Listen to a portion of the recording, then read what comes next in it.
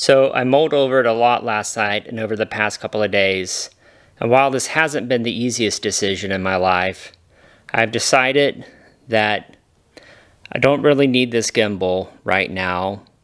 I'm just not ready for it, so I'm going to return it, and I want to talk to you about that today.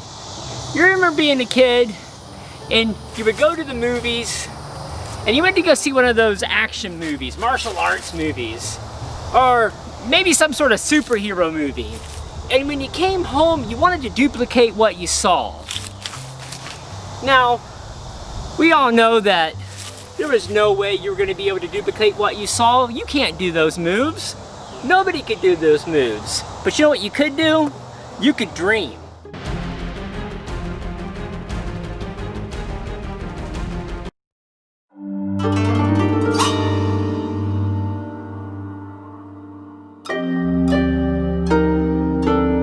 Maybe it wasn't a martial arts movie or some action superhero movie. Maybe it was a movie about dancing or music. Bottom line is, something inspired you and sparked something inside of you. Yeah, it took you a few days or weeks or months to realize that if you ever wanted to be anywhere near as good as what you saw on that screen, you're gonna have to start taking lessons. And maybe just one day, if you practiced hard enough, you would be just as good and be able to do what you saw on that screen. Because let's face it, at this time, you still haven't given up on the dream of skipping across the water, wielding a samurai sword. Nonetheless, if you stuck with it, eventually you did become better, gain a new skill set, and eventually realize there's no such thing as a sword sharp enough to cut through the fabric of time or take you into another dimension.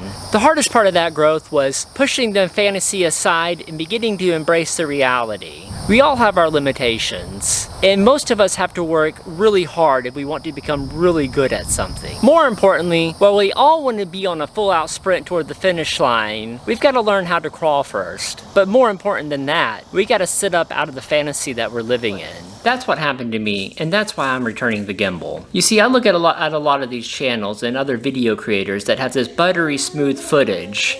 They get this buttery smooth footage because they use a gimbal. And I was inspired. I said to myself, if I had a gimbal, I can make footage just like they make. Perhaps it is true that one day I will be able to use a gimbal in order to bring you better content and make better videos. But in more ways than one, I was putting the cart before the horse. Using a gimbal, or at least using one properly, has a pretty steep learning curve. But on the whole, it's really not all that important. You see, I was looking at these channels that I admire and I was trying to duplicate them. But I wasn't duplicating the most important part of the channel, which is the story or the content that they bring you. Just like wearing a sequin lined jumpsuit isn't going to make me talented enough to start headlining in Vegas, using a gimbal isn't going to make me a better storyteller. No one's going to say, wow, we don't really understand where he's coming from, but he's got buttery smooth footage. Now, this isn't to say that equipment isn't needed at all. There's an argument to be had between what is a want and a need when it comes to making videos. For example, if I'm vlogging outside on a sunny day and I don't want to blow my image out, an ND filter is necessary. I won't explain the technicalities as to why, because there are people who do that much better than I do. But if you're interested, I'll make sure to put a link in the description and also link a video above as well.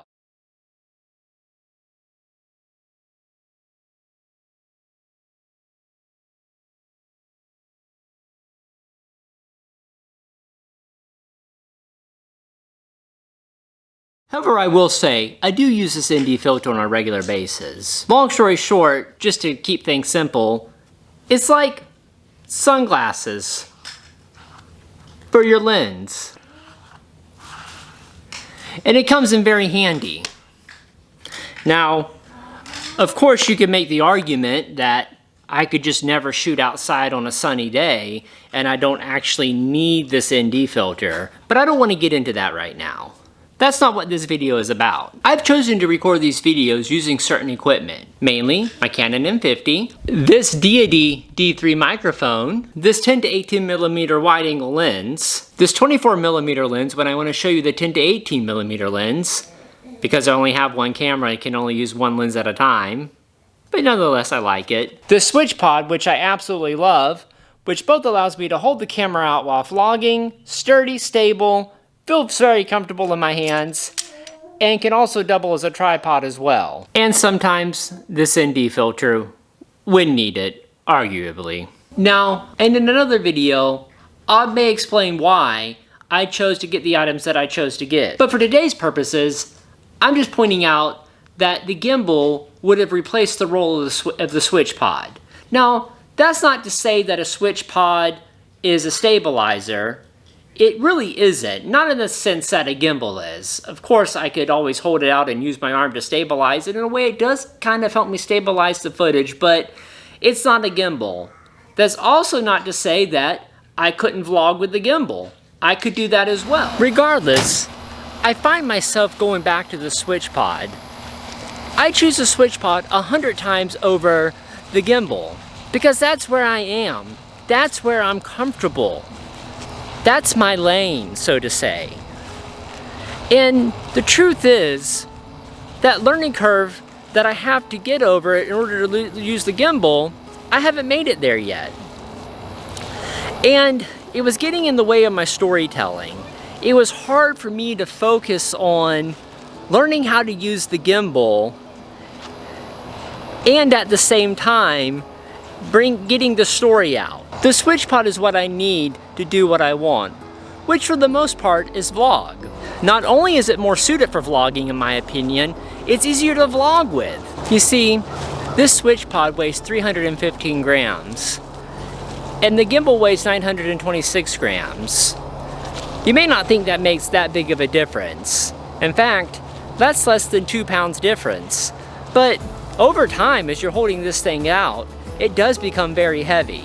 Now, that's not to say anything bad about the gimbal. In fact, it was a Weebil S, and the reason I chose it was because it was very light compared to the other gimbals. And for the amount of payload that it could handle, it performed exceptionally well. Now, this switch pod does really well for what it's intended to do. And I'm certain that if I learned to use that gimbal and I took the time and I practiced, and one day I may get a gimbal, I'm sure it's still gonna be on the shelves whenever I want to go pick one up or order one. And I'm certain they're going to want to sell one to me too whenever I'm ready for it. And I'm certain that it would have done the job that it was intended to do remarkably well. I just wasn't ready for it yet. I guess what I'm getting at is having the more expensive item didn't make me a better vlogger or a better storyteller. In fact, even though the switch pod is more suited for what I do, it in and of itself won't make me a better vlogger either. To quote Casey Neistat, if all it took to be good was to have the right equipment, the people that had the most money would always win. While Casey would say that the story is the most important part, and I wholeheartedly agree with him, I'd like to take it a step further, and I'd like to go a little deeper. All movies or TV shows, regardless of their budget, that are successful, have something in common. They resonate with you. They touch you deep down inside. They touch you on a personal level. I think I need to give you something that improves your quality of life in some small way. That's if you're willing to take it. After watching one of my videos, I want you to walk away from them with a sense of satisfaction and an improvement in your life somehow or another. I don't know what you're going to take away from each one of these videos that I make. It's going to be different for different people. Today, I'm just saying I had a hard lesson to learn. I had to humble myself and admit that I wasn't ready for the gimbal. Maybe one day I'll learn to run, but for now, I just need to learn how to crawl. And I must say, it feels good to say that. It feels liberating. Have you ever had to come to a hard realization like I did? Have you ever had to humble yourself? Leave a comment down below. Once again, thanks for watching. If you want to see more of my content, you can check out a video over here, a video over here, a video up there, and you can subscribe down here. It's actually you that are going to make my videos better, because if you weren't watching this, I'd have no inspiration in order to make these videos better. So once again, thanks for watching. I hope you have the most amazing and wonderful day.